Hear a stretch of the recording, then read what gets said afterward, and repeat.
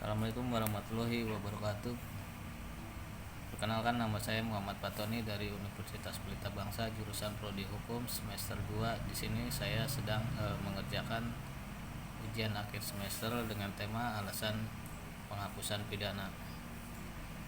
Alasan penghapusan pidana adalah alasan yang memungkinkan orang yang melakukan perbuatan sebenar-benarnya telah memenuhi rumusan delik, tetapi tindak pidana berbeda halnya dengan alasan yang menghapuskan penuntutan. Alasan penghapusan pidana yang diputuskan oleh hakim menyatakan bahwa sifat melawan hukum perbuatan hapus atau kesalahan pembuat hapus karena adanya ketentuan undang-undang dan hukum membenarkan perbuatan atau yang memaafkan pembuat. Jadi dalam hal ini hak melakukan penuntutan dari jaksa tetap ada atau tidak hilang.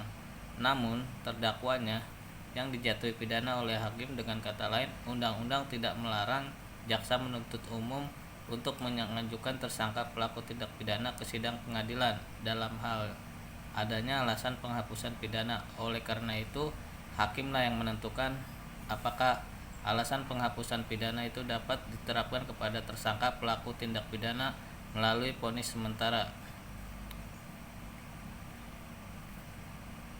Dalam hal ini diperlukan adanya pembuktian tentang kesalahan pelaku atau tentang terjadinya perbuatan pidana tersebut. Dalam contoh, hakim tidak perlu memeriksa tentang pokok perkaranya. Oleh karena itu, dalam putusan atau putusan lepas pokok perkaranya sudah diperiksa oleh hakim, maka putusan itu tunduk pada ketentuan pasal 76 KUHP pidana 76.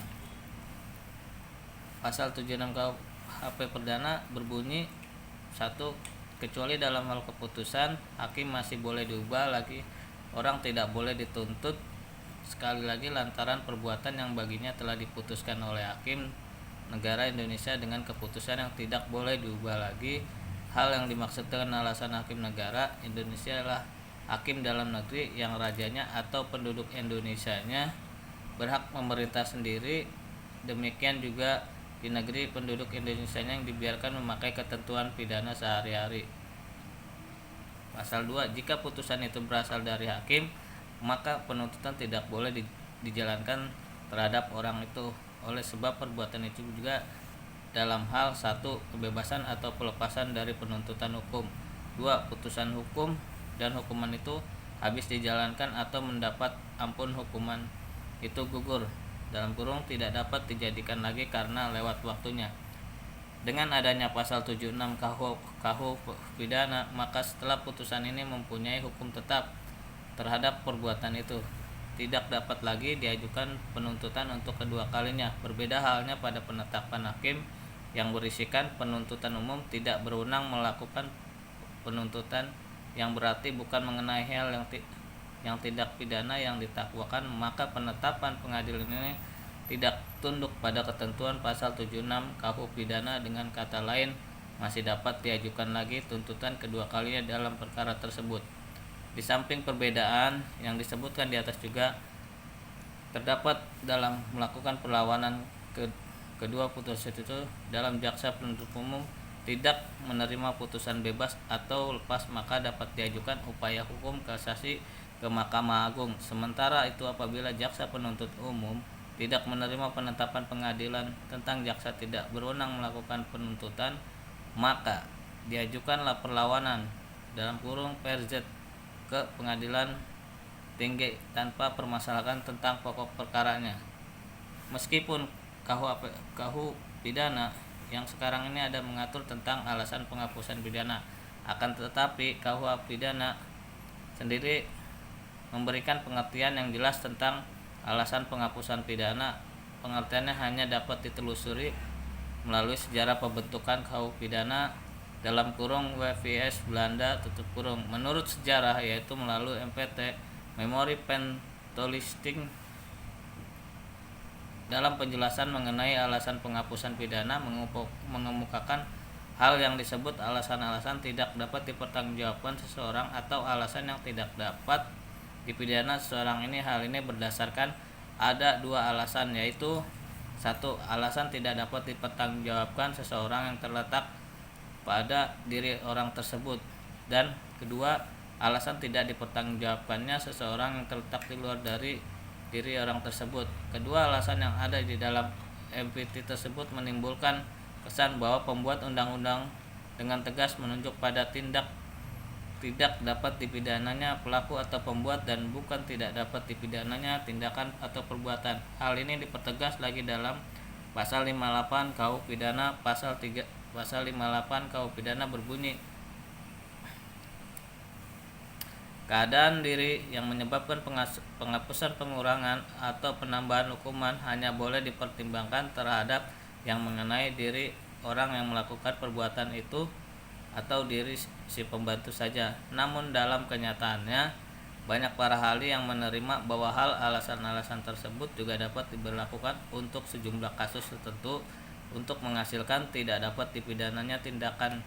Jadi dengan demikian alasan penghapusan pidana dapat digunakan untuk menghapuskan pidana bagi para pelaku atau pembuat dalam kurun orangnya sebagai subjek, dan dapat digunakan untuk menghapuskan pidana dari suatu perbuatan atau tingkah laku sebagai objeknya. Dalam hal ini alasan penghapusan pidana dapat dibedakan antara tidak dapat dipidananya pelaku atau pembuat dengan tidak dapat dipidananya perbuatan atau tindakan. Apabila tidak dipidananya seorang telah melakukan perbuatan yang mencocoki rumusan delik disebabkan oleh hal yang mengakibatkan tidak adanya sifat melawan hukum perbuatan, maka dikatakanlah hal tersebut sebagai alasan yang pembenar perbuatan yang pada umumnya dipandang sebagai perbuatan yang keliru dalam kejadian yang tertentu itu dipandang sebagai perbuatan yang dibenarkan.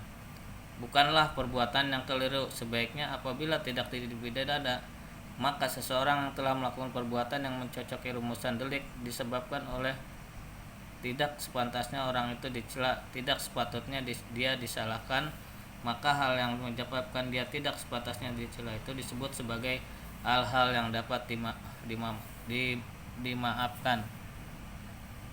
Dengan ini demikian hal yang terdapat alasan pembenar maka membawa akibat sifat melawan hukum dari suatu perbuatan tindak akan hapus hilangnya perbuatan itu dipandang sebagai perbuatan yang terdapat alasan pemaaf akan membawa akibat kepada sifat dapat dipidananya pelaku terdakwa yang hilang atau ditiadakan. Dengan kata lain, orang yang melakukan tidak pantas dicela atau disalahkan. Lahirnya penghapusan pidana di dalam sistem pidana modern saat ini tidak terlepas dari munculnya atau lahirnya aliran-aliran dalam hukum pidana yang selama ini dikenal, yaitu aliran klasik atau aliran neoklasik, sehingga aliran-aliran tersebut adalah mengacu kepada pembenaran teori-teori hukum tentang pidana. Baik, terima kasih. Itu saja penjelasan saya. Kurang lebihnya mohon maaf apabila memang banyak penjelasan saya memang ada memang yang kurang salah atau gimana, bisa koreksi di kolom komentar. Terima kasih.